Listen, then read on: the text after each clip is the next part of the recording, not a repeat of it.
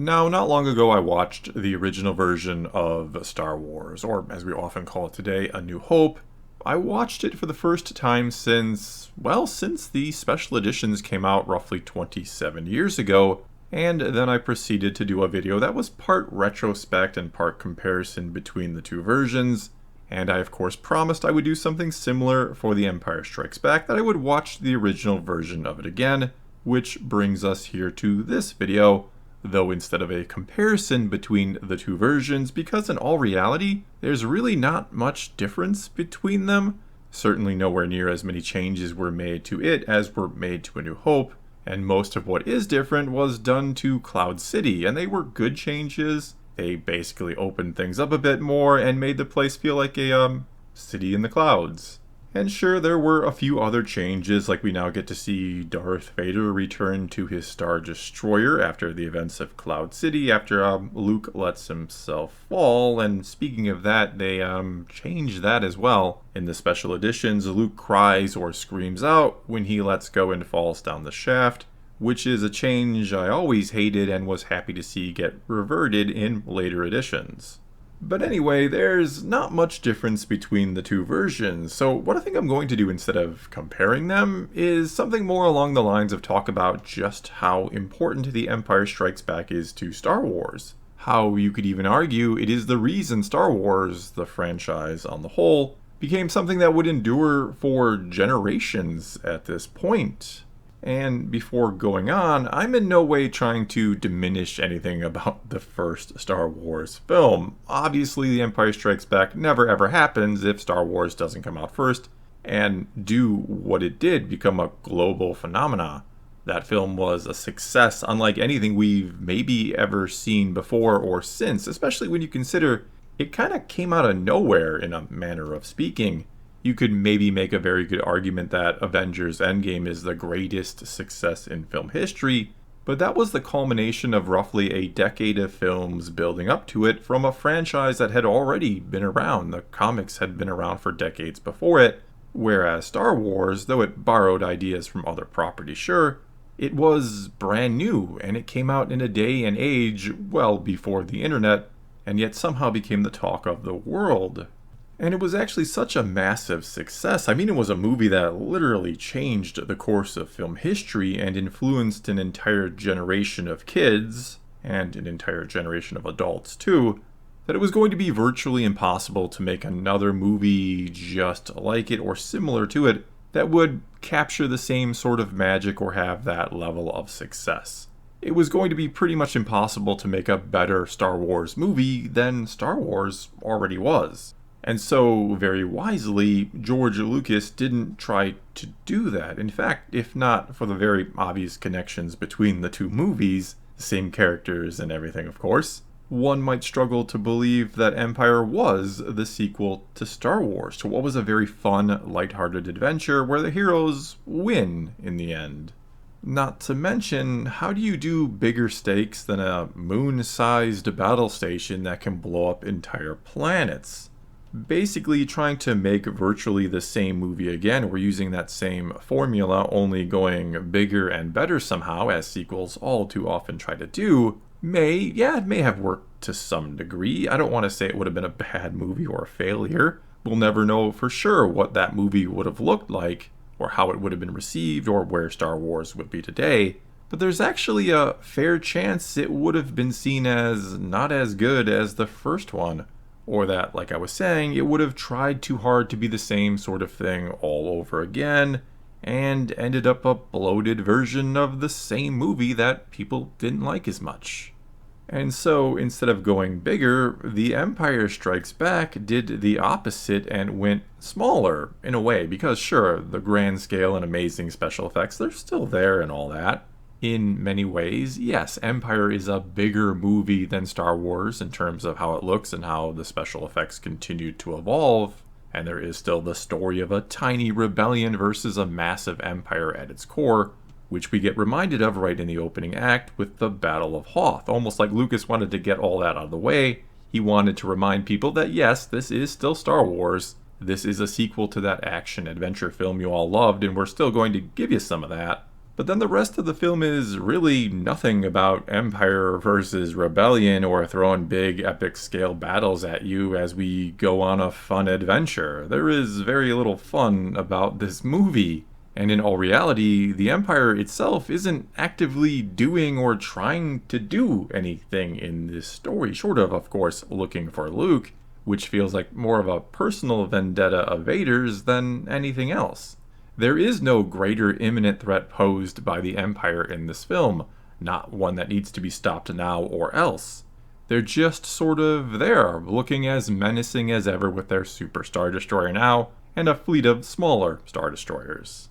But if you were asked what's the plot of the film, or to sum up what it's even about, you'd probably have to pause for a moment and really ask yourself, just what is the plot here? How would I describe the story of this movie? The rebels are just trying to hide and survive, and the Empire shows up and says, nope, I don't think so. And then we have the fallout from that. We also have Luke trying to become a Jedi. We could certainly say that is the plot of this movie, I suppose. Luke's quest to become a Jedi like his father before him. But either way, instead of, again, trying to out Star Wars, or the first film by, like I was saying, going bigger in every respect or upping the stakes with an even worse threat that the Empire had come up with, it says, let's not try and do that, and instead let's just have a movie that is almost entirely about personal stories and stakes. It is not about the fate of the galaxy this time, it's about the fate of the heroes from the last movie that you fell in love with. The Empire Strikes Back says there isn't always a happily ever after, that sometimes after a big win, things get worse. Much, much worse. And what's on the line this time, again, it's not the galaxy, it's everything from Luke's very soul as Vader, his father, tries to turn him to the dark side, to Han's life and Leia's heart, and Lando's integrity. They made a film that was entirely about the characters, not about the spectacle and going on a fun ride, though it's still going to be there to a degree. They also made it very dark and grim. Those aforementioned characters are not going to win in the end this time. And the end result of going this route was a movie that, sure, may have shocked a few moviegoers back in the day when they first saw it, and for me, much like with Star Wars or A New Hope, I don't recall the first time I saw it. It's always just sort of been there in my memory, and thus I can't tell you what my initial thoughts or reactions were to any of it. I can't tell you how shocked I was that Han wasn't rescued in the end, and instead was taken to Jabba by Boba Fett, or to learn that Darth Vader was Luke's father, because somehow those are things I've always known. But anyway, despite this doing a 180 from what the first movie was, in a lot of ways, despite it being unlike what probably anyone imagined it was going to be like back in 1980 when it came out, many will say to this day that it is the very best of the Star Wars films. Where that first movie gave Star Wars a heart, this one gave it a soul, an enduring soul that has lasted almost 5 decades. And again, I mean to take nothing away from the first movie.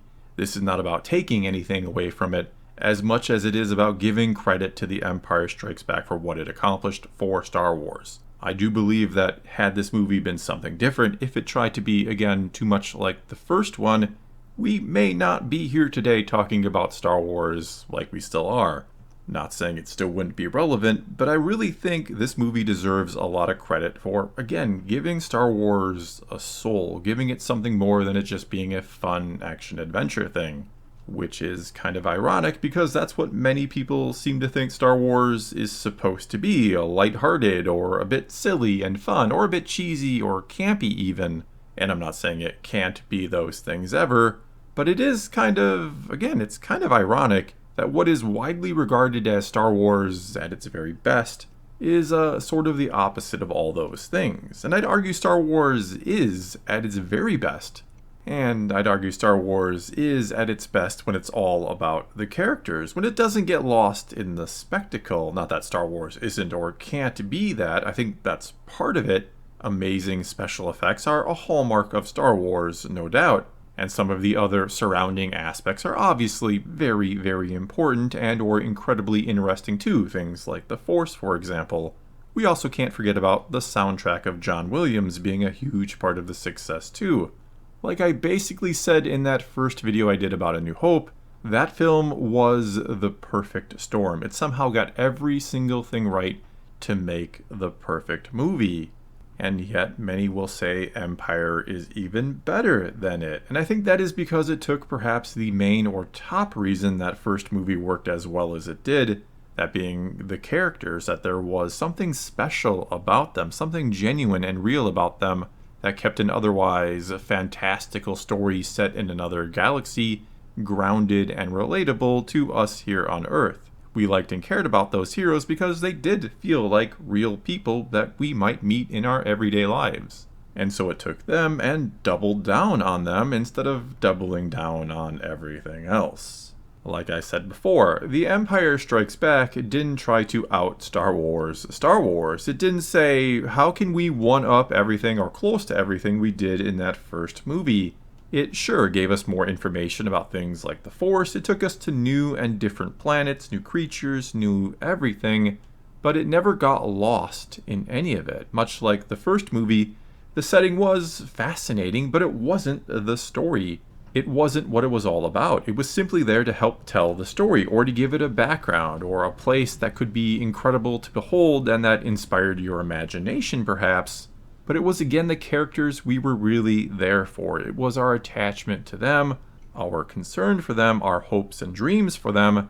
And funny enough, the way The Empire Strikes Back shatters all of that is part of the reason why it is so good and memorable. Why it not only stands alongside the original, but in the eyes of many eclipses it, and perhaps is, again, the reason why Star Wars has endured for so long.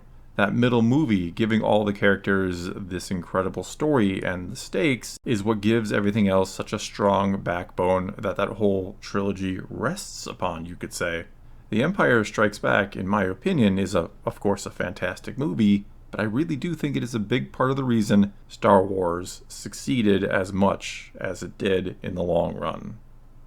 Well, that's all I got for you this time. Now it is your turn to take to the comments below and tell me what you think about The Empire Strikes Back. What makes that film so good? Why do so many say it is the best of the Star Wars movies? And yeah, I do agree it is the best, but Return of the Jedi is my favorite, and I will be doing a video on that soon. I will be rewatching the original version soon. But whatever you think, leave a comment below and let's talk some Star Wars. And until next time, thanks for watching.